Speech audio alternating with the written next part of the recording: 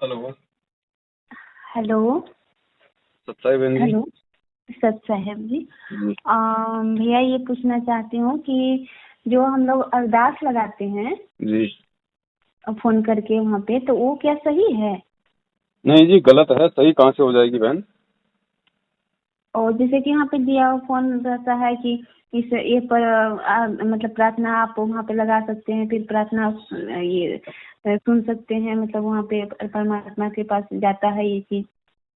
जी बहन, ये प्रार्थना जाती है महेंद्र जी के पास में, जो संत रामपाल जी महाराज जी के छोटे भाई है ना। हम्म। सारा सिस्टम उन्होंने सेट कर रखा है। 15-20 हजार रुपए की तनख्वाह के ऊपर 5-10 लड़के बैठा रखे हैं। उनको पूरा सिस्टम बता रखा है कि किस तरह की प्रार्थना का तुम्हें क्या जवाब देना है। अच्छा। बहन जी, आप एक बात बताइए, आप पढ़ी लिखी हैं, थोड़ा विचार करें। हम्म। हम्म। ये परमात्मा ने मुझ पवन दास को निमित्त बना के पिछले 2 सप्ताह से शंका समाधान का प्रोग्राम रखवाया फेसबुक पे हम्म। लाइव। हम्म। ठीक है बहन जी, 2 सप्ताह से आज मुझे फोन पे फोन मुझे समय नहीं मिल रहा खाना खाने का। हम्म। ठीक है, जबकि कितने लोग हमारे से नफरत करते हैं। 90% लोग हमारी शक्ल देखना पसंद नहीं करते कि गुरुद्रोही है, फलाना है, दिखना है। हम्म। फिर भी बहन जी, सुबह से लेकर शाम तक मेरे फोन की घंटी नहीं रुक रही।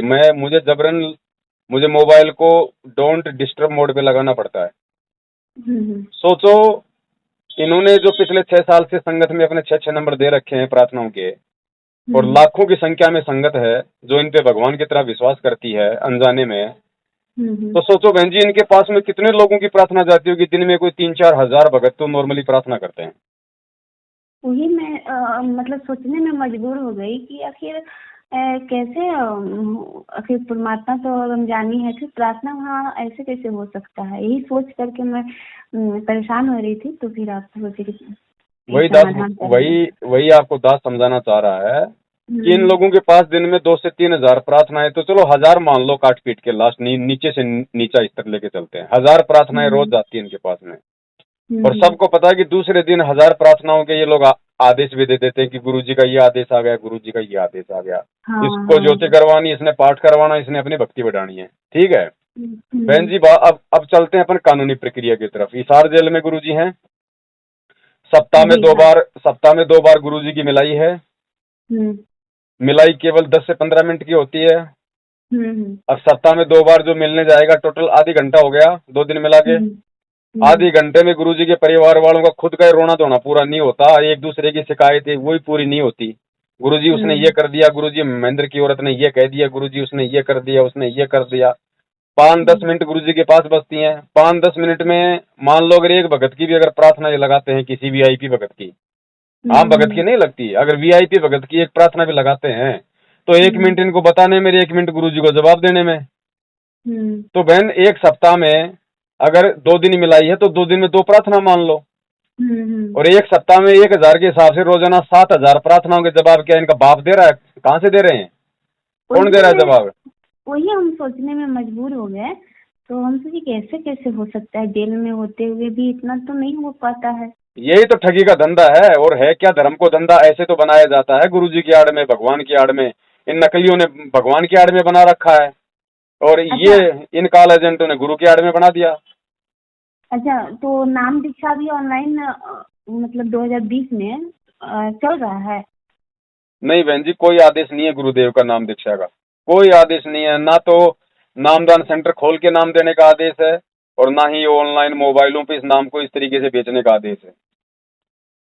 अच्छा, तो जैसे कि हम मतलब ऑनलाइन ही लिए हैं, तो वो चीज क्या हम तो मतलब वीडियो कॉलिंग में लिए हैं? आपने चाहे कैसे भी लिया हो बहन जी, चाहे वीडियो कॉलिंग में लिया हो, चाहे ऑडियो कॉलिंग में लिया हो, चाहे अपने व्हाट्सएप पे लिया हो, चाहे आपने डीवीडी से लिया हो, कैसे भी लिया हो, हम्म। भक्ति मार्ग में गुरु का आदेश ना होने से वो प्रक्रिया रोंग होती है, वो गलत होती है। हम्म। क्योंकि भक्ति मार्ग में गुरु का आदेश चलता है, गुरु का वचन होता है। हम्म। हाँ, ये गलत है। इन सब का सिस्टम पूरा गलत है ये। तो और मतलब दूसरी जब तक बात, परमात्मा। अगर ये दे भी रहे हैं तो हमें गुरु का आदेश बता दो भाई। भाई ये तो है नहीं कि संत रामपाल जी महाराज जी कोई मैनेजमेंट का एक गुरु है, या मैनेजमेंट ने संत रामपाल जी का उनके ज्ञान का कोई रजिस्ट्रेशन करवा रखा है कि दूसरों का उन पे कोई अधिकार नहीं है। वो तो हम्म। जगत गुरु किस लिए कहते हो? फिर ये कह दो फिर हमारे घर का गुरु। इसका मतलब जब तक परमात्मा नहीं आएंगे तब तक नाम दीक्षा मतलब सारा चीज जितना नाम दान में हो रहा है नहीं वो होगा, बिल्कुल नहीं होगा बहन जब जी। तक नहीं आएंगे तब तक आने के बाद गुरुदेव की मर्जी, वो हम्म, चाहे उसी डीवीडी को बोल दें कि बेटा ठीक है मेरा आदेश है, डीवीडी से ही नाम दिया जाएगा, डीवीडी से जगह जगह नाम दो। वो उनके अच्छा। आदेश के ऊपर डिपेंड है, भक्ति मार्ग में वो क्या बोलते हैं बहन जी। मतलब अभी तक मतलब नहीं मिला है। आज तक ना उन्होंने कभी किसी को आदेश दिया, हम्म, और दिया होता तो कम से कम ये भाई हमें वो आदेश बता दो भाई, कोई गुरु जी का वीडियो, कोई सत्संग किसी पुस्तक में लिखा हो गुरु जी ने कि भाई बरवाला कांड के बाद में मेरे आदेश से मेरा भाई नाम दीक्षा देगा, मेरी बेटी देगी। ये ऐसे ऐसे पाखंडियों को नामदान केंद्रों पे बैठा रखा है जिनको भक्ति की एबीसीडी का पता नहीं, खुद के जिनके नाम खंड पड़े हैं वो दूसरों का क्या नाम शुद्ध करवाएंगे। हम्म, धंधा हो रहा है पूरा। बहुत लोचा हो गया है।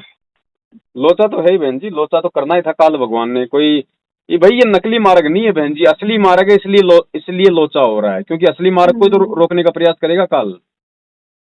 ओ, काल ने क्या वही कहा हम था कि एक बार परमात्मा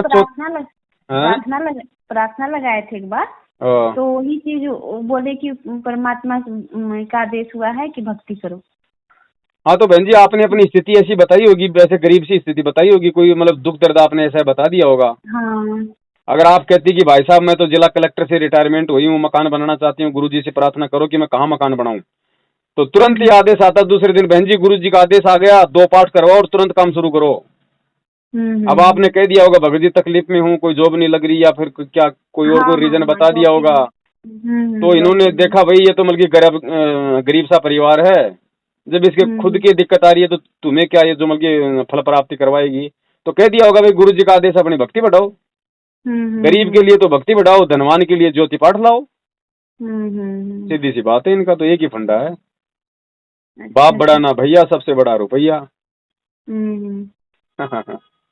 तो सीधा सा मतलब है कि भक्ति करते रहना है, जो भी नाम दान मिला है। देखो नाम आपको मिला है, नाम तो है परमेश्वर का, नाम गलत नहीं है बहन, लेकिन चलो आपके भी भाव थे, आपने भी ज्ञान सुना, अपने दुख में सुख में जैसे भी आपने नाम ले लिया, आपको उस समय तक सच्चाई का नहीं पता था, तो गलती आपकी नहीं है बहन। आप तो उसी तरीके से परमात्मा के नाम पे विश्वास करो जैसे आपने प्रथम दिन लिया था। अगर आपने कुछ छोड़ना है तो इन नालायकों को छोड़ो, इनके झूठे आदेशों पे मत चलो। कोई 4 तारीखों पे जाने की जरूरत नहीं है, वहां जा जाके 10 गालियां खुद गाते हैं, 10 गालियां गुरुजी को दिलवाते हैं पुलिस वालों से, हैं। और भगवान क्या इतना हमारा कोई कमजोर है क्या, ये कोई बेचारा है क्या जो हम जाएंगे तो उनको गवर्नमेंट बहुत जल्दी बाहर निकाल देगी, लिखा हुआ कहीं। परमात्मा ने बोल दिया भक्ति दे दी, नाम दे दी, बेटा मर्यादा में रोज आप करो, इस 4 तारीखों पे जाने से हमको 7 लोग जाएंगे क्या। और गुरु का आदेश हो तो बात अलग है, फिर गुरु आदेश देगा ही नहीं ऐसा घटिया आदेश। गुरु जी को क्या मतलब बताओ। इसी सोच करके हम परेशान हो रहे थे, तो इसलिए सोचे कि हम इसका समाधान भैया को पास फोन करके कर लेते हैं। कुछ नहीं बहन जी, सीधी सी बात है, परमात्मा को दंडवत प्रणाम करो, परमात्मा से समायाचना करो कि हे परमेश्वर हम तो आपके ज्ञान को समझ के जुड़े थे, हमें तो इन आडंबरों का कुछ मालूम ही नहीं था कि आपकी आड़ में इन लोगों ने ऐसे ऐसे कुक्रम चालू कर रखे हैं। तो परमात्मा हम पे दया करो, जाने अनजाने में जो भी गलती होगी उसकी समायाचना दो।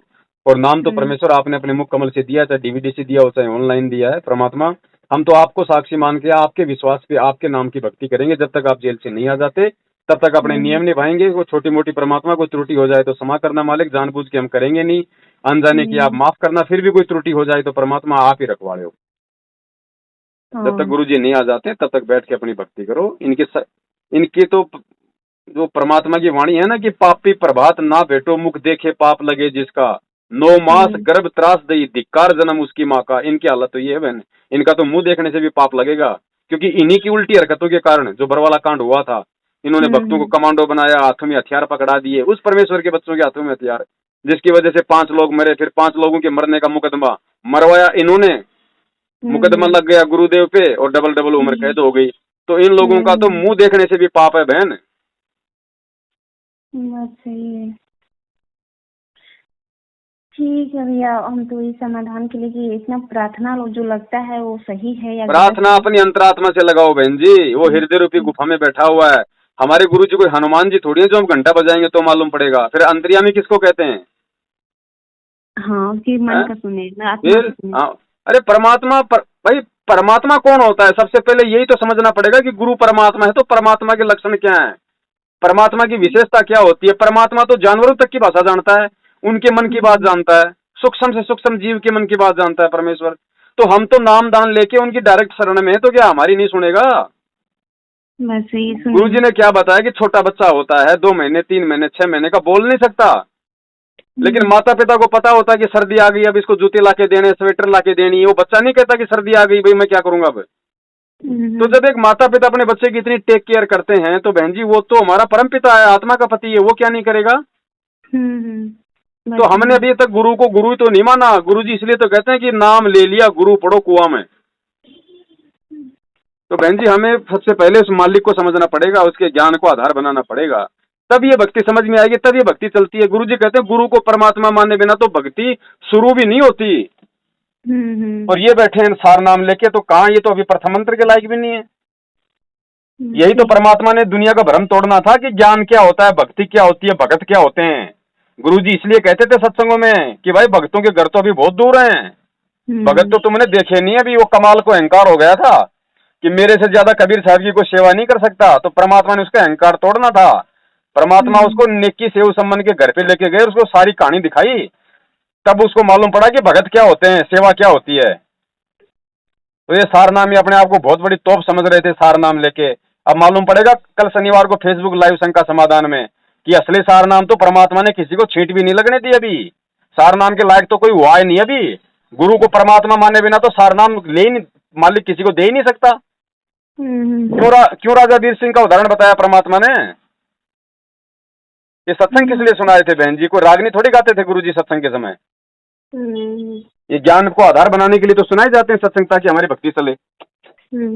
अब गुरु को तो मान लिया खाली रामपाल है, कबीर जी को मान लिया भगवान है।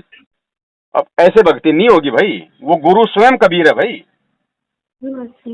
हाँ चलो ठीक है बहन, दास भी थोड़ा बिजी है ना। ठीक है सब है बहन। भाई जो गुरु बचन पे डट गे रे कट गे फंद 84 के। भाई जो गुरु बचन पे डट गे रे कट गे फंद 84 के।